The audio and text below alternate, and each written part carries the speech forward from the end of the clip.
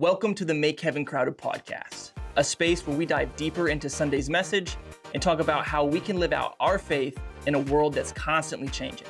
We'll unpack real-life topics, world events, and what it means to follow Jesus in everyday life. For more info or to get connected, go to teamfbc.info. Let's make heaven crowded. Well, hey, thanks for joining us for Make Heaven Crowded. This is a podcast where we get to talk about Sunday morning at Team FBC. We get to dive in a little bit on the message, explain some stuff that maybe you didn't get to hear, but also talk about what's going on in our community, in our world, and outside the church. And so I'm Pastor Roger, joined with Pastor Jordan, Pastor Luke. We are in a sermon series called Level Up, where we are going through different areas that you can level up your life for the year 2026. And Luke talked about parenting, which is something that's been big in your life as you're now a father of two. Yeah, no, so I even prefaced the message yesterday is like, hey, I do not know everything. I've only been a parent for 19 months. I'm not speaking from a standpoint that I do know everything, because I am learning how to parent alongside all of you, and sometimes I feel like I'm in the middle of the ocean doggy paddling. That's how I feel like it's going. But it has been a fun experience. But then what I said is like, hey, we've also been youth pastors for 5 years. A lot of experience of learning from kids and different things like that. But also, like, the biggest thing is the Bible, and we can always take it back to the Bible. So even though, maybe a younger parent don't know it all, the Word of God is the Word of God, and we can go back to that, and was our foundation. So, yeah, it was a lot of fun to be able to talk about parenting. Yeah. So as you went through it, obviously you went through a lot in that, but what are some things, and there's... What are you trying to say there, Roger? Well, it was a long message, but that's okay. This is one of those messages, it's okay to go a little bit more in depth, and this is also I couldn't help myself. This is one that, like, full disclosure, as we talk about this, you've been a parent for 19 months. You've been a father much longer. 15 years 15 now. years. Going on 16. And I'm not there. And so for me, as I speak on this, of course, as youth pastors, we kind of learned how to parent in a weird way, parenting other people's children. But what are some things, as you prepared for this and you talk about, we go the biblical route, what are some things that you think people need to know, specifically Christian parents that are figuring this out, just like you? They may feel like they're in the middle of the ocean, and every day is a new day. It's a new journey. What are some things that you think you can recommend or give from your Sunday morning message? Yeah, when you brought forward the idea of doing this sermon series, Level Up, and talking about the heartbeat behind it, my mind immediately went to I wanted to talk about parenting, because even as Emily and I were sitting down, I was like, hey, what do we want to accomplish in 2026? One of the biggest things we had as newer parents was we want to grow as parents. And that heart went, you know what? I bet that is a unanimous, anybody with kids or thinking about having kids, that's an area they want to grow in. So it was really fun to study it. But as we dove in, and really what I was thinking is like, man, the thing about parenting is there is 10,000 books out there about parenting. But here's also like what Emily and I has learned is whenever you become a parent, everybody wants to give you that like 10-second, oh, this is what you have to do. This is what you need to do. This is what I wish I would have done.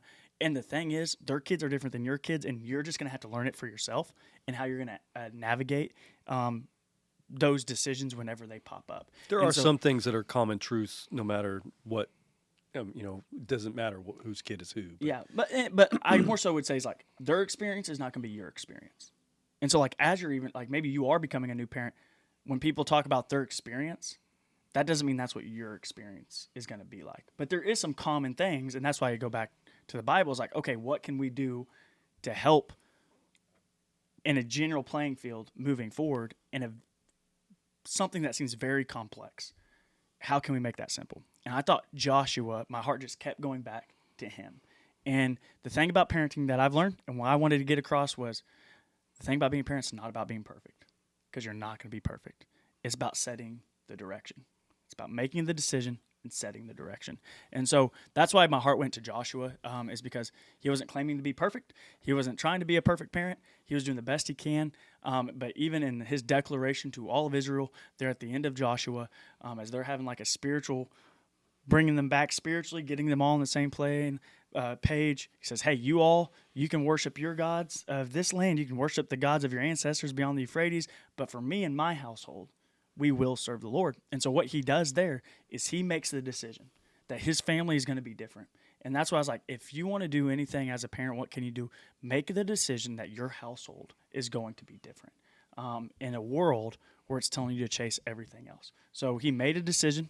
He set the direction. and he stepped up as a spiritual leader. And so as families, what I really wanted to encourage, do the same thing.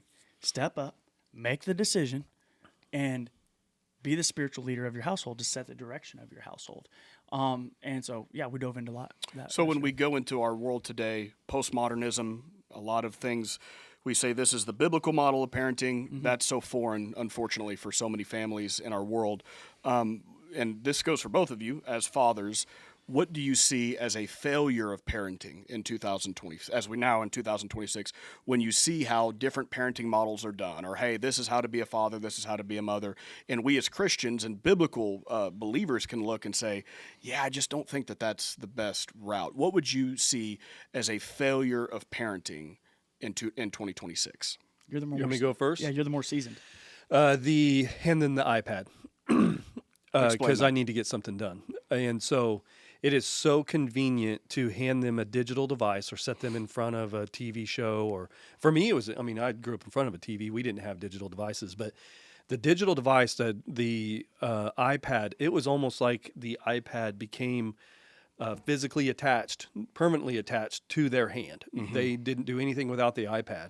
And it's a great babysitter because they'll be locked into that digital device for hours while you can go get things done around the house, or I got to get dinner made, or I just got to go to use the restroom. Yeah. Whatever it is, it becomes really simple and really convenient. But then it's not just I need them to be focused for 5 minutes so I can do this. It then becomes hours on that iPad or that digital device. And,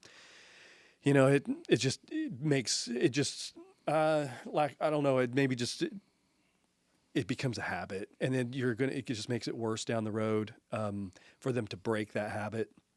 Granted, it's the digital age. They're going to end up looking at an iPad or whatever. Then it changes to Xbox or whatever it's going to be. But I would say the less you can allow kids to be on digital something or other, whatever it is, handing them a phone, I would say the better. Yeah. Okay, good answer. Yeah. What about you? I think because when you're doing that, you're training them. Yep. What you're doing is training them. And then in other times in life, or later on in life, they're going to turn to that. And you look at even just society now. Any second there isn't something that has somebody's attention, immediately they go to their phone, and they're just all of a sudden everybody's just glued into their phone. And maybe I'm showing my age here, but and you could probably relate to this. Have you ever left your house and you forget your phone, and it's almost like someone who has oxygen, like they're like you almost feel like, oh no, I forgot to put my and pants on. You almost like I literally remember recently I left my phone at home, and so I went to reach for my phone to text Caitlin, hey, I'm turning around to get my phone, but I didn't have my phone to text her, and I'm like, oh no, what am I doing with my life? I'm so dependent on this stupid little device that it is like I don't have oxygen without it. And as bad as it is for us as adults, that has become hyper the case when it comes to children. But these things are so addictive. Oh, iPads are so addictive. And you know what? It's a telltale sign is the people who have created these things and create the algorithms in them know it. don't allow their kids to have one. Wow. They don't allow their kids to have one, and they actually send them to schools where they don't use iPad. They are tech-free kids because they know the addiction personality that comes from those. And here's the thing. I was a critic of those parents that did that until I became a parent. Oh, yeah. It's Because convenient, man. It's super convenient. Because you are, like, again, feel like you're in the middle of the ocean drowning, and you just need to get something done, or you just need to take a break. I just need 5 minutes. You just want to take a shower. Yeah. And so you're just like, hey, let me turn on this TV show for you. Or like, hey, here's my, and it just gives you a break.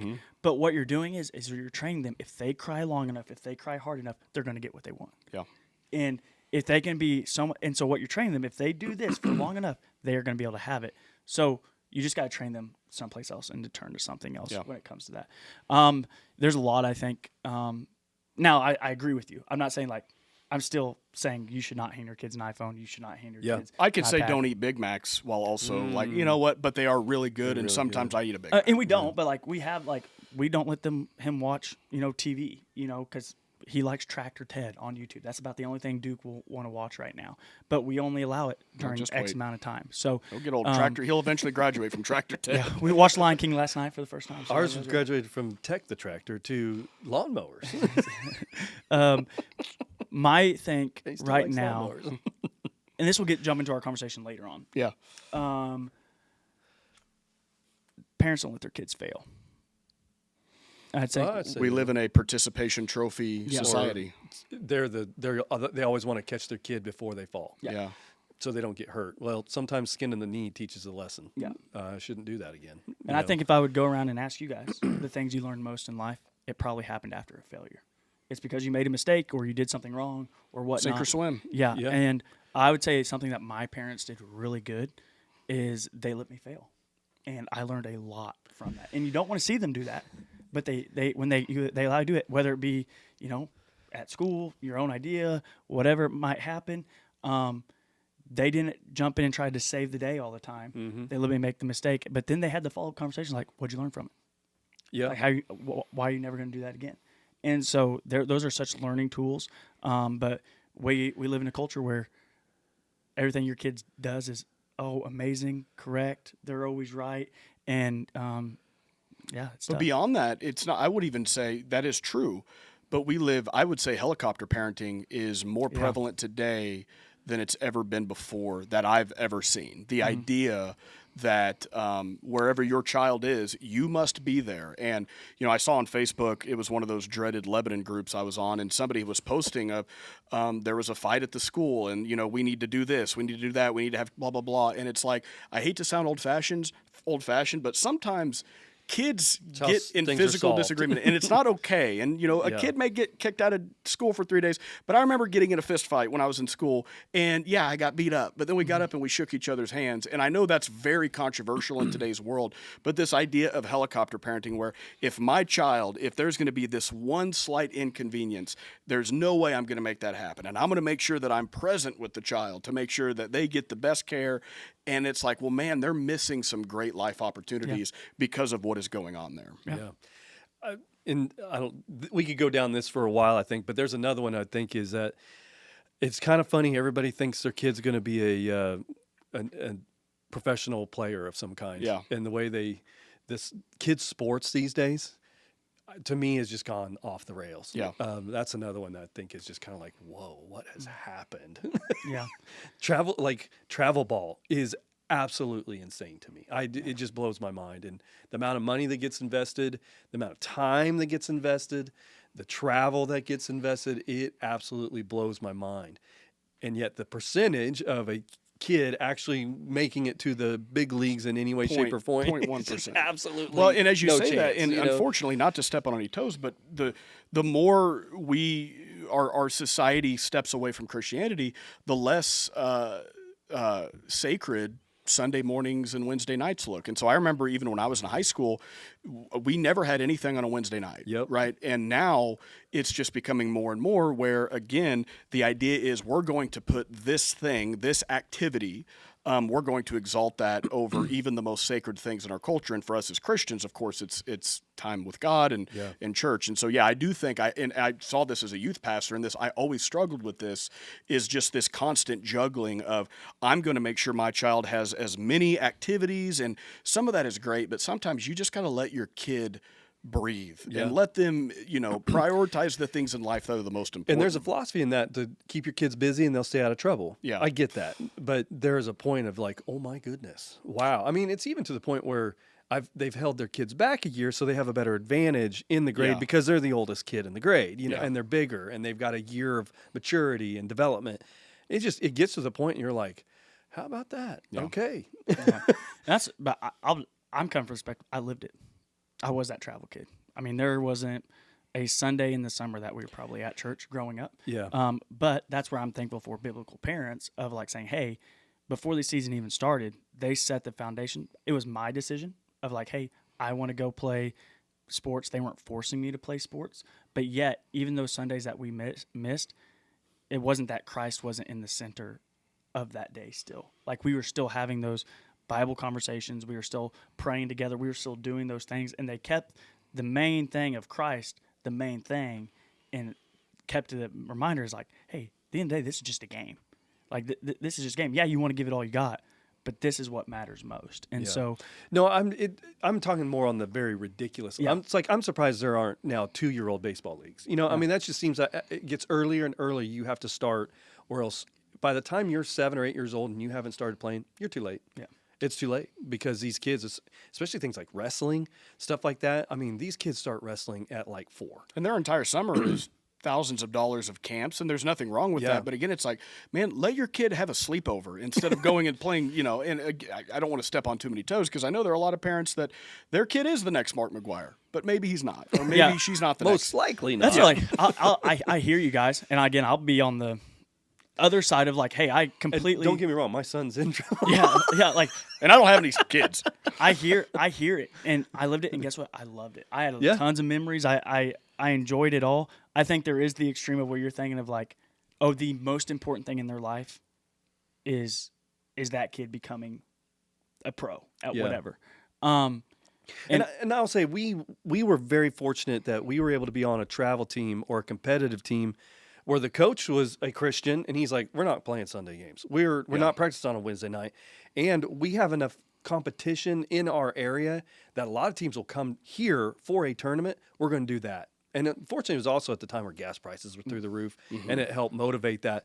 We saw plenty of baseball, and we didn't travel anywhere. Yeah. We were right here. The farthest we went was just up to Max Creek, which is 45 minutes. yeah. But I think like, and going back to my message, it's okay. Like I would even say it's okay that your son or daughter has a sporting event on a Sunday morning. Your decision though becomes, how are you going to show them who truly deserves their worship and how that is just, something that they get to do. And should they work hard at it? Absolutely. Anything in life we're doing, they should work at it as hard as they can. So I love the heart of, give it all you got in wrestling, give it all you got in baseball, give it all you got in volleyball, all those different things. Yes. But what the decision you have as a parent is, hey guys, it's Sunday morning. You're about to go play baseball. Let's take a moment before we leave the hotel or the camp or while we're in the car together. Let's pray together.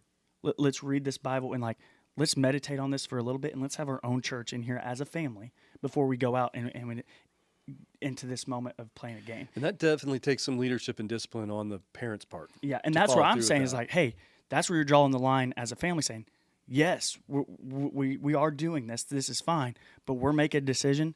We're going to keep God the main thing because he's the main thing in our household, and so we're going to worship him first to start our day. Yeah. I think if you're practicing it that way, what you're training your kids is to always turn to that first, and then whatever else they do in life is just a byproduct of that original relationship. It's just fascinating that is a new thing that was unheard of when I grew up in sports. Yeah. You just did not. It wasn't Sunday morning. You were home and you went to church. Yeah. You know So, what I mean? I kind of knocked the parent advice that at the beginning, and I'll reverse some of the greatest advice we got was soak in the time at home and do whatever you can to have more of it. Because like once you're always on the go, what can you do to just, how nice is it just to have a weekend at home? Why do kids and like families sometimes enjoy a snowed in weekend? Where you're forced to not do anything. You're forced. You can't. There's no other option. But how relaxing, and you get to just spend time as a family. Why do you have to wait for a snow day to make that happen? Like just organize that as a family. And so that's pretty good advice. Yeah. But, Yeah. Good stuff. But yeah, in the message, just talking about that, like make that decision, set the direction, be those spiritual leaders for your family. And the big part that I was hammering home with this is parents, talk to your kids about it.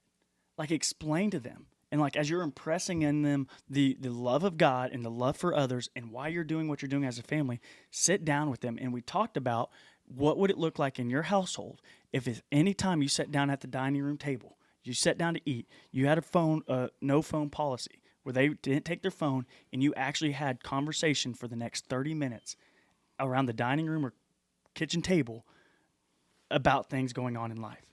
And that is where you can talk to them about, hey, guys, we're setting the expectation for our family. We're a God-centered family, okay? And this is what that means. This is what it looks like. And you explain to them the decisions that you guys are making and why, and you allow that dialogue to happen. And so they're not left wondering, or they're not left being held to a standard that they didn't know existed, because you have now set the standard for you guys as a family because you communicated it to them of how you're supposed to act. Or when you're pulling up and you have young kids, you're pulling up to a restaurant, you're pulling up to hang out with people, you are setting the expectation, hey, thank you so much, kids, that you guys are so well behaved, that you guys honor your adults and you serve the other kids around you. I know you're going to have fun, but I just want to thank you for being a good example of Christ while we're around these kids. And then you go in there and they have fun and they knock it out of the park. but maybe there's something they do that is outside of that. Then when you get in the car, you're able to debrief like, hey, you did such a good job, but do you think what you did right here, that was an attitude that followed what we talked about before? You have a standard to go back to. So I think those conversations are really important to have. How about the parent that's like, my kids don't even understand the standard. You got to talk about the standard more. And I'd say that's not the It's kids' fault. I have to threaten my kids with their life before going into the restaurant. Yeah, Yeah. but like that's why I was like, start as early as possible. Yeah. Like, we're already trying to start those things with Duke. Like, even though right now he's still in a rear-facing car seat, like, but talking to him as if like, Duke, thank you so much for being a good boy to your cousins. Like, thank you so much for loving them. Thank you so much. Like, and thank you for being so nice. You're going to be such a good. And we're speaking that over them and setting that expectation already. Therefore, it's ingrained in them as they grow up and get older of what that's supposed to look like. Yeah. So that was a big part of what we talked about. And then we talked through how can you have, the goal is to have a Christ-centered home with Christ-centered parents and with God-fearing kids is what we talked about. And that's what a Christ-centered biblical home looks like. And the very first thing we talked about, and this is kind of going to probably open us up to more dialogue conversation, is that first one we talked about caretake. The number one way that God designed us as parents, what he did for us is he called us to take care of our kids. And out of all the animals in the animal kingdom, most of them only have 1 year to raise their offspring, right? And then they're off on their own. But yet we have 18 years to do it.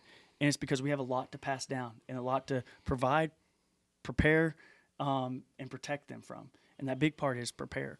But the big thing that we're getting at here, parenting comes in different phases. Like for the first part, you're going to be doing a lot of caretake, right? Does that mean you're not always going to take care of them? No, you will, but they can start taking care of themselves. But that first part, it's a lot of caretake. Then the second thing is coach. And, some of that coaching, that area of life is kind of like that second phase. It's where a lot of coaching gets done.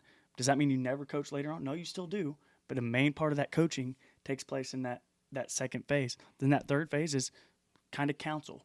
As a parent, you kind of move from that caretake to coach into that more of like a counsel type of person in their life as they are getting older and then out of the household. So those were the three kind of big areas. And the fourth one obviously is Christ and how they model Christ for their kids. And we can talk more about that a bit. I would say something to that I hope people don't misunderstand, because yes, the number one thing you're called to do is raise your child. And I won't speak to this as a father, but I can speak to this as a counselor. I can't tell you how many marriages I counsel in which their marriage is their parenting, where they basically, once they become mom and dad, their entire marriage, from their conflict to all the way up to intimacy. Oh, we're not intimate anymore. Why? Well, because we got two kids. Our front door, our bedroom door is always open. We can't do anything. And so there's two kids in between us in the bed. Exactly. And so while we're basically sleeping. what was once, hey, let's have kids and we can be a family, but our marriage is still going to be this rock, eventually turns into roommates and co-parents, and the whole focus is, hey, we got to get little Johnny to practice at 4:00, and we got to have him picked up. And then what I see as a counselor in this marriage is everything centers around how you parent, and our relationship with our spouse exceeds even that. And I think that is what that is the main difference between biblical parenting versus worldly parenting, because worldly parenting says, no, your child is the alpha and omega. I mean, the rock stops with them. They are everything, right? And that's the world we live in. And yet when we look at the Christian component, it's like, hey, your relationship with your spouse is actually going to dictate your relationship with your child. So let's talk about that. Fourth point is if you want to have a Christ-centered home, you have to first have Christ in your life.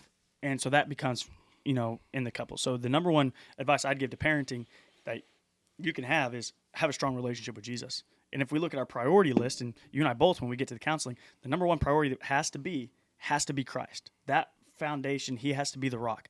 The second priority that God has called you to do is to love your spouse. In that order. Christ, love your spouse. Then the third thing is then love your kids. And what we see so much, and as we're breaking down these things and in counseling, and when we show them this priority list, they would say, you know what? And then we would say number 4 is probably your job and, different things like that. How many of them say, yeah, honestly, my kids are number 1? Yeah.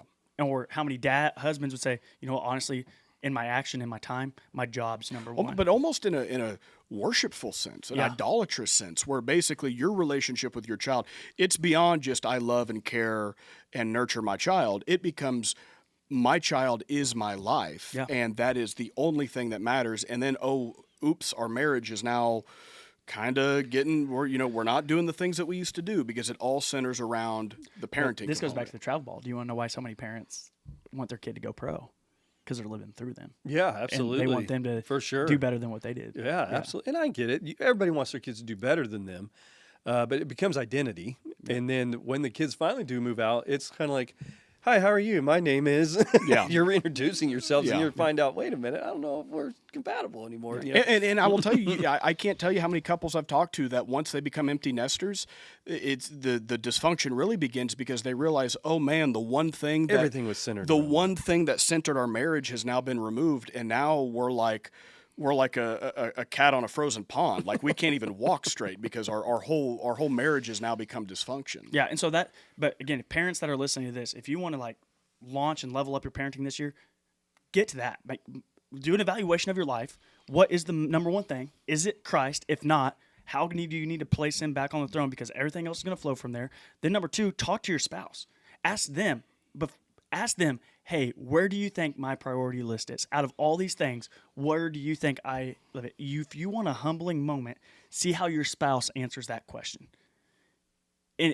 From them watching you. And so, okay, let's just make sure. And then after that you ask, reevaluate, replan. Okay, talk to them, say, this is my priority list. It's going to be God. It's going to be you. Then it's going to be our kids. And then as you love, because the greatest thing you can do for your kids is love the Lord.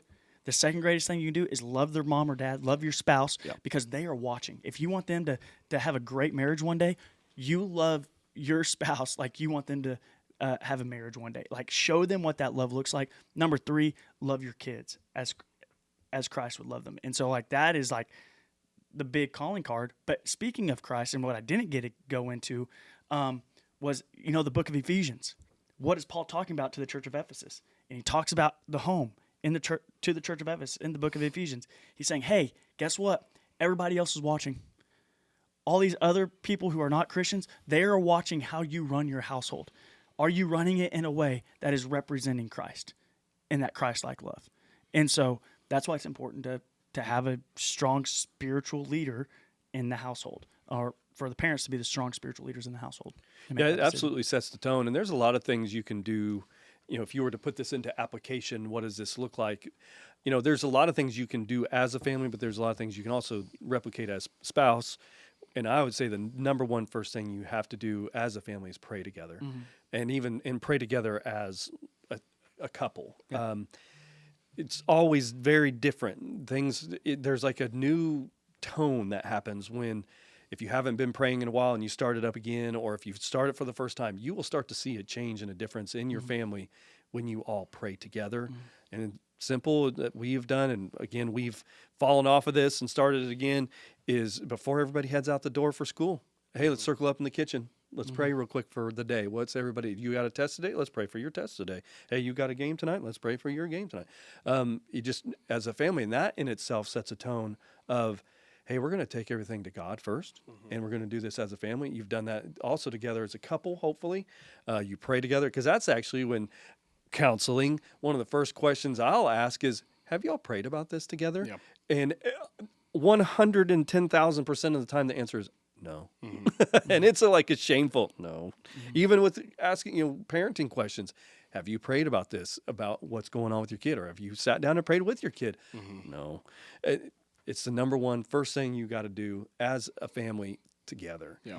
We did something weird last night that we have not done as a family. So we literally we had a little situation with our daughter this week, and didn't like the disrespect that we experienced from her. We are very knee deep in the teenage years of all our kids, and so we're entering into no man's land of just the drama and they're growing up, and so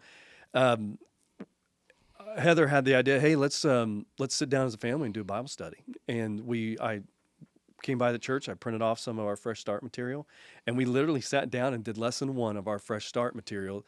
Very adult driven. Punishment? No, and so what we did is I thought it was she back talked to you, and you're like, we're going to go through Fresh Start. Well, I think in our mind that was like, all right, we're going to take care of this. We're going to understand, because what Fresh Start is all about is how to live a Christ-like life. Absolutely. And so we're going to start to drill it into their heads. And we've always talked about it and we've had the conversations, but we've never had like this formal sit down. We're going to explain this to you. Mm-hmm. It was funny. So we went by Price Cutter. We got some, root beers and sodas and popcorn. We popped popcorn, and we literally all sat around the table, and it just so happened, it's a 5-page lesson.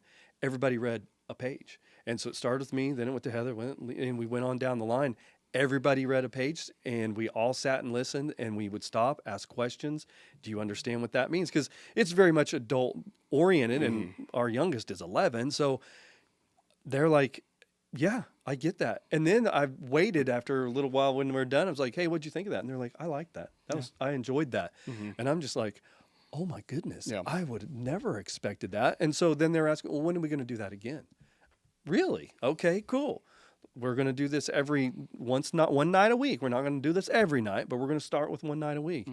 And I don't know. I was shocked. Yeah. I was surprised at how receptive they were to it. Because if I was in their shoes, I'd be like, oh, yeah, really? I mean, it would have been painful. Sure. But, well, they see what works for you. They see what you love. They want to be a part of it as well. But I would say it's more of the Deuteronomy standpoint of you're impressing it upon your children. You're showing them what that looks like, where he tells them like, hey, love the Lord with all your heart, mind, soul, and strength. Impress these commands upon them. Like, what you're showing them is how to live that out. And when you impress it upon them, they become impressed with it. But that's kind of an art, because and for sake of time, we don't have to go too deep into this, but I do talk to a lot of people that have stepped away from the church, and we assume their story's going to be, well, we didn't really grow up with church, and so I just kind of took that into adulthood. No, it's usually the opposite. It's usually my parents were so adamant about religion that the moment I was free from that, I sprinted so far away. And so it is a bit of an art of, hey, how do I teach my kid about Christ, but do it in a way that doesn't just become, we talked about helicopter parenting. What does it look like to be a Christian helicopter parent? To say almost legalistic to the point where your child just wants to run far away from that. I think there's kind of a middle ground of how you do that. And I'm not a dad, so I can't speak to that. Well, I'll use this, like the way I would show it is my dad growing up, he was past his playing sports days, but I remember going out and he'd be at slow pitch softball, or was in this wiffle ball league. And so next thing you know, I'm not even able to walk yet, but what am I trying to do? I'm picking up a bat. I'm trying to throw a ball. Yep. And I naturally fell in love with the game. At no point did my dad hand me a bat and say, hey, you're going to play baseball. No, I wanted to, because I saw how much he enjoyed it. I enjoyed watching it. I enjoyed doing it. And I gradually just grew up and I loved playing. And same thing with football, same thing with hunting. And that was impressed upon me. And the way he would talk about it is the way I would talk about it. And in the same way, in our faith, I would say the problem you get with those types of parents that they're talking about, that's forcing them, they're telling them, hey, you have to remember this Bible verse. You have to pray. You have to do those things. Instead of showing them in such a way that it's pressing upon them where they are wanting to do those things. And now there is become a point like, hey, we're going to church. Like, you guys are going to go to church with us. Like, as for me and my household, if you live here, we're going to church.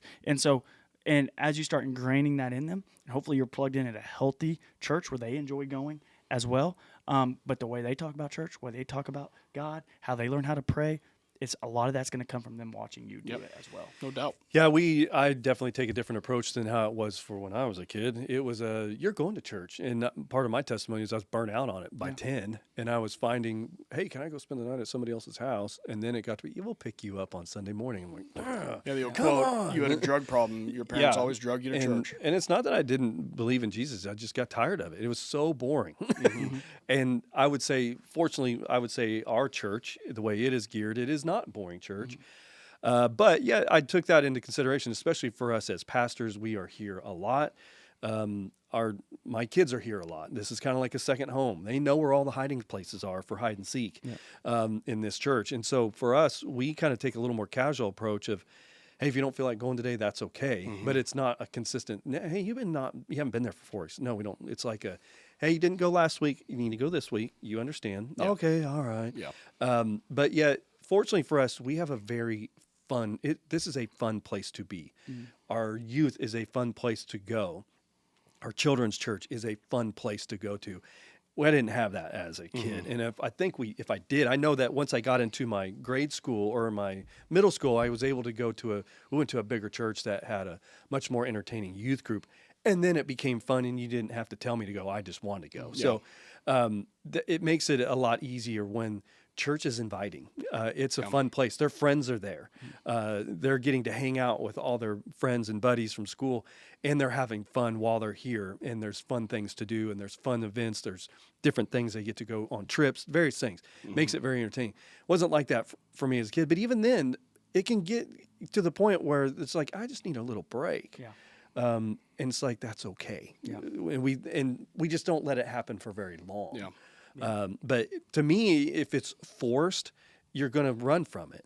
But if it's kind of relaxed and you're like, it's all right, but we're not going to make that a habit. Yeah. Also, I take the approach of, when we went to Panama as a family, I knew the kids were going to have to tell their testimony. And so it's like, hey guys, there's a point where you can't just believe in Jesus because I do. You need to decide for yourself that you believe in Jesus. And the best way to know why you believe in Jesus is because you saw Jesus show up in your life. And that's sometimes part of your testimony. So I try and take an approach of, here, let me show you by example because it works. Let me show you by example because there's power in prayer. Yeah. Let me show you by example because we saw God show up in a way that makes us go, he is for real, without a shadow of a doubt. So then that causes the kids to say, absolutely, I'm going to pray because I've seen it work. Yeah. And I've seen my parents do it, and it changed, game changer. Elevation Worship has a song called Talking to Jesus. Yeah. And it's about this guy who he learned how to pray because his grandma would pray out loud. Yeah. And then he learned from her, just not because she told him to, but because just from watching her. And then one day his son walked into the bedroom while he was praying. And then he's like, sorry interrupting. He's like, no, come on in here. It's not Let's an pray interruption. together. Yeah. And so like that's a great story in a song that shows the power of when you just lay it out. Yeah. And even for myself, as part of I knew Christ was real, and I knew the power of Christ just from my family's background, and we kind of talked about that a couple podcasts ago, and we can talk about it more sometime, I hope. But I try and lead in regards to, here, God is proving himself to us constantly, and that's why we need to believe, and we need to worship, and we need to trust in him, and this is why we're going to do it this way. That's right. I don't have to force it. They've seen it and that is the point that I was trying to get to on Sundays. Like, Christ, you are the model. Like, you want your kids to follow Christ, show them what that looks like. Yeah. So kind of the other ones, caretake, hammer that a lot on Sunday. Really called out men. A lot of times we try to leave that to the wife to do. But really, that goes part of the men as well. Like, you need to be there. Yes, their job is to nurture, but that's also your job is to make sure you're taking care of your family and in those aspects. Then the next part, coach. And this is where we got into, and this is where we might talk, is especially in those years of like growing up to like 8, 9, 10 o'clock, or 8, 9, 10 years old is whenever this becomes powerful. And, Proverbs have a couple. So train up the kids in the way they should go. And when they are old enough, they will follow that way. And we talked about how there's two roads. There's a narrow road and the wide road. You train them up. This is what the narrow road looks like. Then whenever they are forced with a decision, which road are they going to choose? If they know what the narrow road is supposed to look like, does that mean they're going to make perfect decision every time? No. But they know what the difference between right and wrong because you've trained them up. And then the big one, which is going to spark fun conversation, is we get asked all the time, what is your view on spanking? And my response is always, I'm pro Bible, and the Bible is pro spanking. And so therefore, when done in a biblical route, I'm pro spanking. And that comes from the book of Proverbs as well, where it talks about if you spare the rod, you spare the child. But what's talking about is creating a discipline in their life and having a discipline that, wrong actions have those consequences, but it needs to be done from the heart of a loving father and not in a heart of anger or punishment. So and there is a correct way to do it and a wrong way to do it. We agree. And we're going to agree on 95%. I will say this, and I don't want to get into an exegetical debate, but I don't think the Bible supports spanking. I don't think there's anywhere in the text where you can say this is an endorsement. The rod, you're referring to Proverbs 13:24. The rod was not a sign of physical punishment or discipline. The rod was a sign of guidance. Most shepherds did not. When a shepherd grabbed his rod, it wasn't like he was grabbing a club or a physical disciplinary tool. He was grabbing something that sheep knew that guided them. And so, to me, what David is writing in Proverbs 13 is, hey, when you spare guidance, you are spoiling your child. And I think that that's where he is talking about creating parental boundaries. Or walls to say, if you don't have those walls, then your sheep are going to go astray. That verse says nothing about corporal punishment. Now, with that being said, I still think a Christian can support corporal punishment, and I think that verse can support that notion, but I don't think that it is an endorsement to say that is exactly what Proverbs 13 says, because I don't read that, and you wouldn't have read that in that context to say, oh yeah, he's talking about if you don't physically hit your sheep are going to be spoiled. No, it's how you guide your sheep with the rod, which doesn't necessarily mean we're dealing with spanking or physical anything like that. So that would be my response to that. But in terms of the question of is spanking biblical, I would rephrase it to say, can I be a Christian and spank my children? And I think the answer to that is yes. On the flip side, can I be a Christian and not spank my child? I think the answer to that is yes. I think that every parent is going to have a different philosophy. And when I usually give my views on spanking, I always get two questions. Number one, did your parents spank you? No. My mom did not spank me. You didn't have to answer that question. We all knew. Exactly. And literally, especially my high school teachers and my middle school teachers and my elementary school teachers. So I am probably the biggest argument on why you should spank. Yeah. However, the second question, or not even the second question, but the second kind of response I get is, oh, well, just you wait. Because once you become a parent, your views on that may differ. And you may be absolutely correct. But I have my own personal views.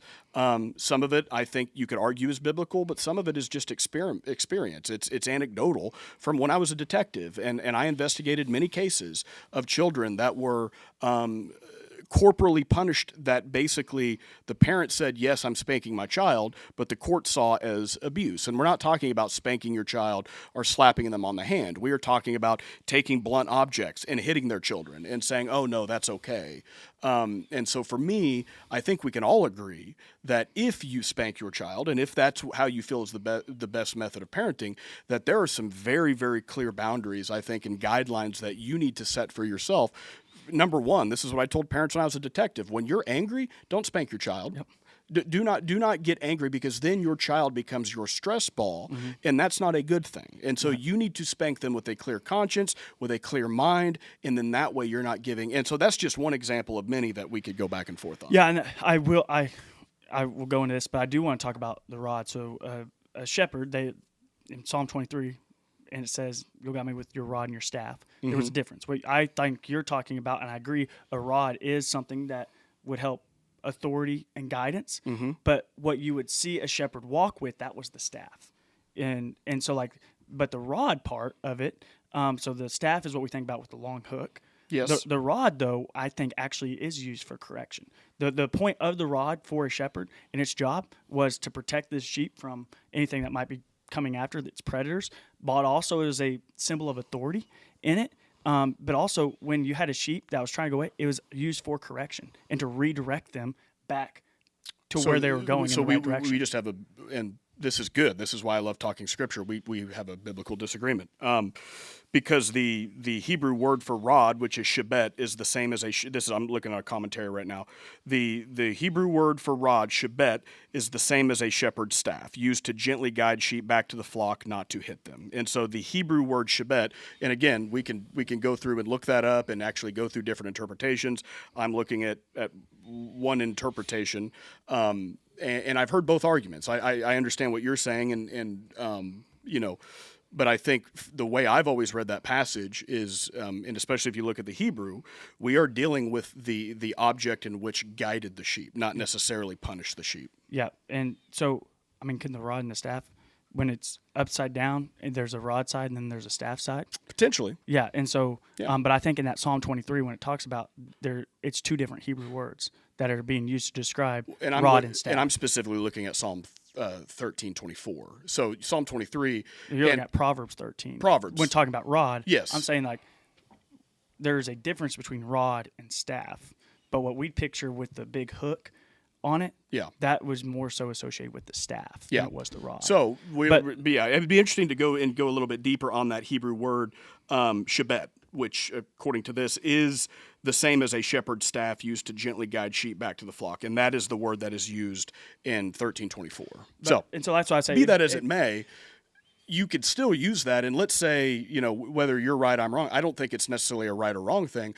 I think that two different sets of parents can read that passage and say, oh, absolutely, this is how I don't spare the rod. And that may have nothing to do with corporal punishment, but for another set of parents, it may absolutely include, hey, we do spank our child for these So whenever reasons. you're trying to get a cow to go in the direction you need to go. A cow. Cats? A cow. When you're trying to get, whenever you got a bunch of cow and you're trying to get them in the right direction where you go. Don't park shockers. A lot of times, like when you're walking, or like you hit it on the nose. Like if it's going the wrong way, you hit it on the nose to try to get it in the right, and you push it. Same thing with a rod would be used for the sheep. If they are going the wrong direction, you'd reach out, you'd hit on the nose. Why? So it knows it's going the wrong direction and get it back.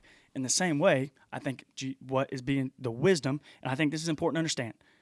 Proverbs is not a book of commands, it's a book of wisdom. Mm-hmm. And so what he's doing is passing down this knowledge of like, hey, you spare the rod, you spare the child. If you're not willing to provide corrective action, then if you're not able to provide that discipline, you're going to spoil the child and it's going to mess up.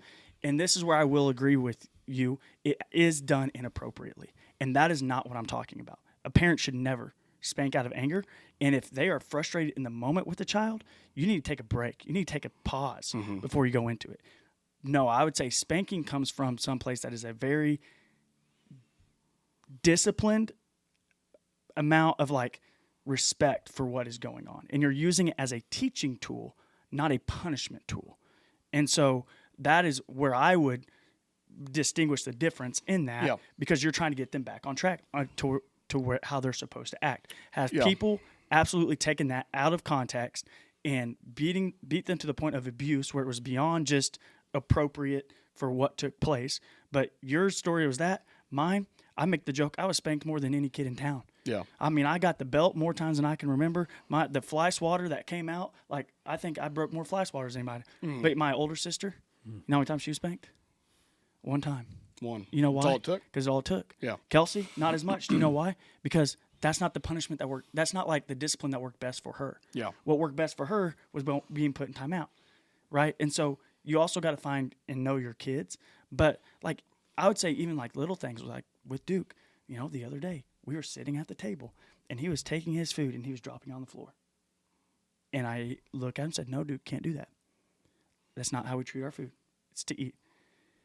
He did it again. Your dog loves it, though. Yeah, he did it again. I said, "Duke, that is not what we do. Dad said, do not do that. Do not do that." He looked me dead in the eye, took his food. He was 18 months old this time. Took his food and dropped it. And so I looked at him. And I said, "Duke, Dad asked you not to do that." Swatted his hand, gave him a hug, explained to him why that wasn't the right action. Guess what he has never done since? Drop the food. Drop the food. Fed the dog. And the same thing, like we had an instance where he pushed Emily in the face, trying to push away, right? I then step in. I'd take him over, explain to him, we do not act that way, swatted his hand, and gave him a hug and said, "Now go give your mom a hug and apologize." Ran over, gave her a hug, haven't had an issue since. So like I'm He's saying. talking already? No. Oh. He apologizes through like giving a kiss. Or okay. And so like in the way he can. So that's what I'm saying. Like, yeah, sometimes it is just a swat on the hand or different things like that. But again, I think we are in agreement. You've seen it done very bad through your. But even so, career. let me say this though, because even that, I mean, we're talking about child abuse. We're using drastic examples, but I know that there's at least one study, and I read this when I was a cop, that basically children that are corporally punished, children that are consistently spanked, and specifically in women, as they grow older, there is a less propensity to report domestic violence because in their head there has always been this correlation of punishment and physical pain. I've done something wrong, therefore it is permissible for me to feel anguish, physical anguish. And so then they're in a relationship, they've been programmed, you did this wrong, and now it's the same mental concept of, oh, it's not a bad thing that there's physical punishment. I would say that then their fathers did not do it underneath the biblical guidance of discipline that we follow. Because and to me, this is why I believe it works so well. Whenever, you know what, honestly, was the worst spankings I ever got? Whenever my mom looked at me and said, "You better wait until your dad gets home," because then I had to go home and I had to think about it for 30 minutes because I knew what was about to come. But then my dad would come home, ask me why I did what I did, explain to me why I did was wrong, and give me the line of like, "This hurts me more than it hurts you," because he really didn't want to do it. And now as a dad, I understand that. But he knew it needed to be done, so I understood everything that was going on. But then, like, the amount of teaching and what I learned right after that, I never once doubted that my dad loved me. But in that moment, there was a correlation of I am going to feel physical pain as a punishment. And what I'm saying is that for some people, not all, you've been able to. You're an example of, hey, this worked out. For some, they don't have the mental fortitude. Or the intellect, or whatever, or just doesn't speak their language. That then they get older and they're like, well, yeah, I got slapped in the face, but I did talk back, or I and then it's like, well, no, that's domestic violence, or we're not allowed to do that. And so the idea being, though, not always, but like you just but there can example, be that there can be, not always, but there can be, if you're not careful, a correlation between physical pain and punishment that doesn't just stop as a young child, but then can continue with that person into adulthood. So that's why I said you use the example of getting smacked in the face compared to I talked about getting spanked on the bottom. But the general sense of physical pain. But that's where it's like there's still the difference of it came with an explanation of why it was about to take place. Yeah. The spanking occurred. You want to call it punishment. I'm going to call it the disciplinary action took place.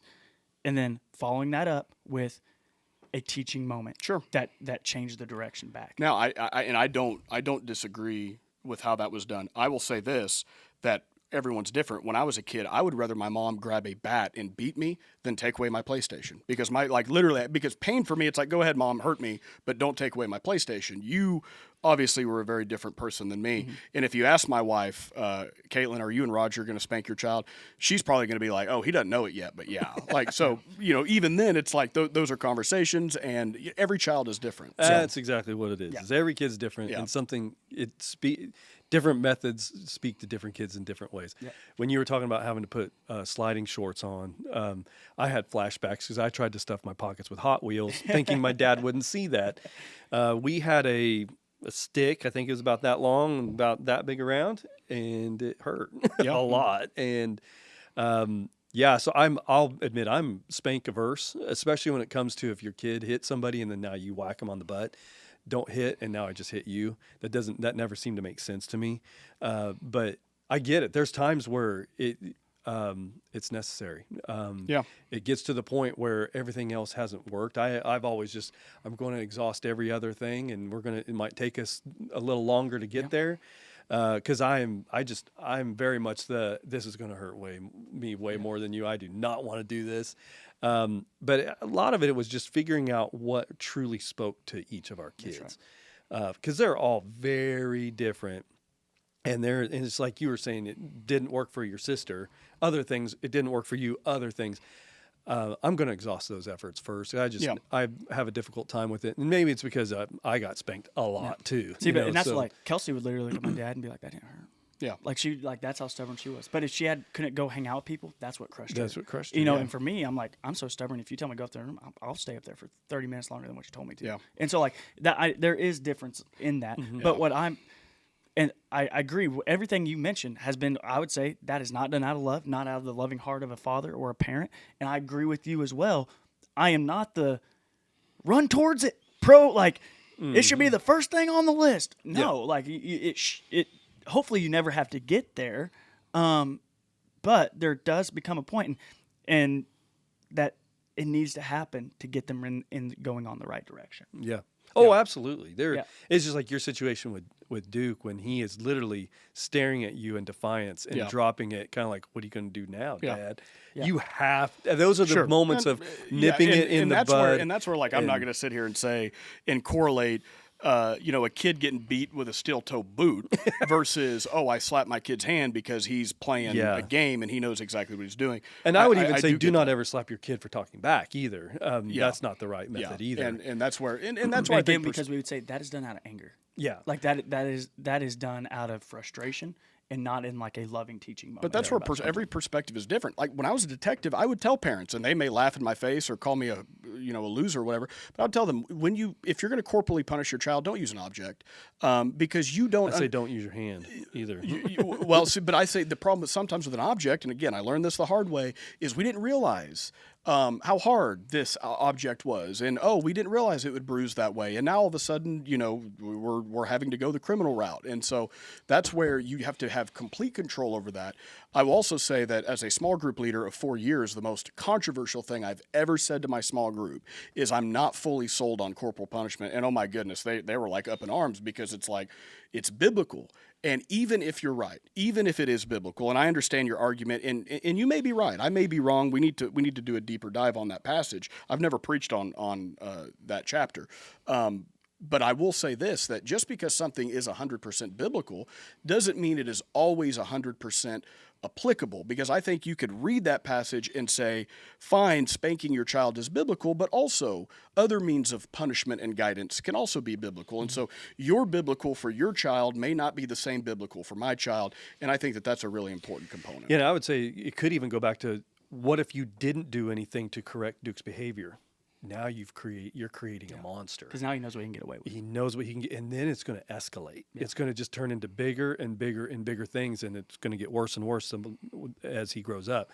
We're going to correct this bad behavior in the proper way that it needs to be corrected. The modern day psychologist, which modern day psychology has said some absolutely abhorrent things, but modern day psychology would ask the question: why is pain infliction the answer to be able to get that truth or to be able to understand that? And I'm not saying I know the answer because I'm not a psychologist, but the idea of pain infliction is what I'm going to land on for him to understand that dropping food is bad. I don't know. I don't know the answer to that. Well, it may be the simple as, hey, I touched that hot stove. That hurt. I'm not going to do that again. Sure. Mm-hmm. So kind of like a Pavlov's dog. I'm not going to do that defiance because I'm going to feel pain. Because your son's 18 months old, very undeveloped brain. There's not a lot that he gets right now. Pain is one thing that even a fetus understands pain. It is the universal language of humanity. We all understand pain. Yeah, because if in that moment I would have taken him and just put him in his room, now does he think him eating the food was wrong? Like he doesn't get it. He doesn't get what. Yet. Yeah. But I didn't want him to stop eating. You know what I'm saying? So like, that's what I'm saying. Like if you're to the point now where you're still spanking your kids past 8, 9, 10 years old, you've missed your window. Like you've missed your window. Like you've got to train them right. Yeah. And I'm sure there's some parents that are spanking their 15, 16-year-old. It's like, at this point, wow, you just got to pray. Try just taking the car keys. But like and genuinely, I deserved every single spanking I got growing up. Yeah. Every single one of them. I believe that was justified, and I need it. And that's what I would like you to dive into more, because I do believe and when you get into Psalm 23 and you study it, that Hebrew word is different for rod and staff. Yeah. And that rod, it exercised that justice and leadership. It set that boundaries while it also protected. And it was like that authority that was exercised for the good of the flock. And whereas the staff and what it represents, it represented that comfort, that presence, that guidance. I need to do more research. I think it was Roger Olson. He's a theologian from Baylor, but I want to say he was on a podcast, and he was the one that basically said, we have always read the spare the rod passage as it is a blanketed endorsement of spanking. And he's like, that is not at all. You can include it in there, but the idea that the psalmist is writing to make some endorsement saying that you need to spank your child, that is not at all what. No, and I think I do think spanking is part of that, but I also think it's talking about overall you need to correct your child. Mm-hmm. It's not like the movement where we would call gentle parenting nowadays, which we don't have time to go into, but like it's the whole like my kids' emotions, they get a lead. They get to decide. But that's where I'm asking, why can't the rod be guidance and boundaries and correction? Because that to me would still be biblically consistent with shepherds and what they did with sheep. Yeah, I think it is used for both. And that's what like the rod that I'm explaining, like, and whenever you work cows or you work sheep, you understand you don't want to have to do it, But if they are still not going the direction you need them to go to, there comes a point where you have to hit them along the nose, where you have to hit them on the butt to get them in the right direction. And the same thing with your kids. I can walk alongside them as they're steering off like, hey, you need to go the other way. You need to turn the other way. I'm even going to help you and set you back the other way. Nope, you're still coming. Okay, SWAT, get back in the other way. How about cats? How do you herd cats? How do you herd cats? You just I think don't that's have 'em. more. Well, again, more I kids I feel want like to. they're herded. I'll close with this because again, this has always been something, and I'm open to changing my mind. And hopefully, when I'm a father, I'm gonna go back and listen to this Rubber meets the road. for comedy and say, "Oh, Roger, you're an idiot." But again, for me, this is such an anecdotal topic for you and you both. I mean, it goes back to you, but even for me, my anecdote as a child of a single mom who did not spank me, and then eventually a detective that saw some of the worst forms of physical punishment. And that's So what, like, we have I have to different- check my Definitely heart take it at too the hard. door and show my cards and say, this is a very emotional topic that obviously what we have seen, not just in ourselves, but in others, is going to dictate kind of our view. Well, that's what I would like to encourage. You're not saying that what I'm saying, like what I just explained to you. I'm all for that. You would not say that's outside the Bible. Not at all. Yeah. Not at all. I think that is, and I think that you can have biblical support for that, and I think you could do it in an effective way. And you're a poster child for, hey, it did work, it was effective. So But that's what I think. There's a biblical model of doing it, and I think that comes to my third point from Sunday's, like the counsel part. Mm-hmm. There was followed up with like the counsel of like, hey, this is why. Mm-hmm. Like this is the explanation of why it comes down, and that's what I want to say is like, I don't think your reading of that proverb is completely wrong. Like I don't think I do think that rod, it doesn't mean you have to run towards spanking, but it is something. What it is talking about is discipline. You have to discipline your child. And spanking is a form of discipline. It's a form of discipline. And what it I'm gets saying to is, the point, doesn't it? I'm saying that something we look at it, either it's biblical or it's unbiblical, and I'm not saying it's unbiblical without basically being fully confident that it is 100% biblical, because I do think we put a 21st century lens on what is not written, I think, in the context of should you spank your child. I think that is a portion of it, but I don't think that was the main focus of the psalmist writing that. And I think that there are theologians that would agree with that. But it's an interesting talk. Yeah, it's good stuff. So Jordan, as a seasoned parent, do you have any other wisdom for us?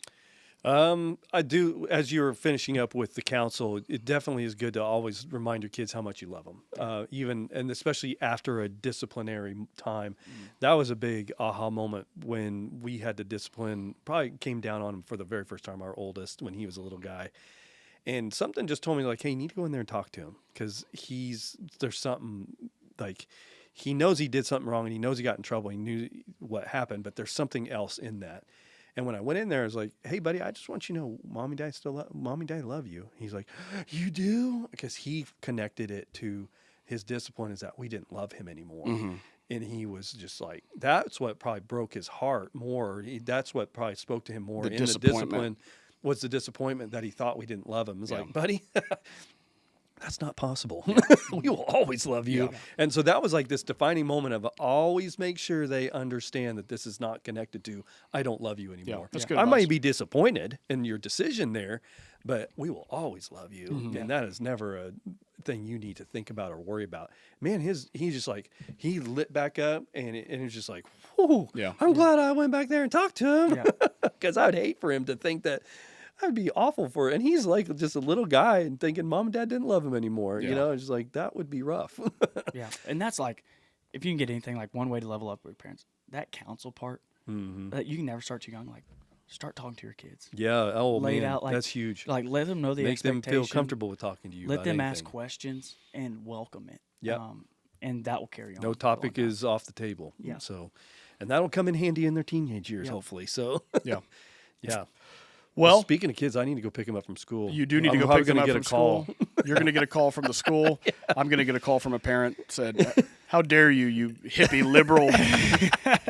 This is it. So very good. Well, guys, appreciate this. This has been a fun talk. And for those of you listening, we will be back on Sunday. We are leveling up rest. What does it look like to rest? My goodness, feels like there's never any time to rest. We need to find a time to rest, and we need you to find a time to rest. But until then, we will see you on Sunday. And as always, make heaven crowded.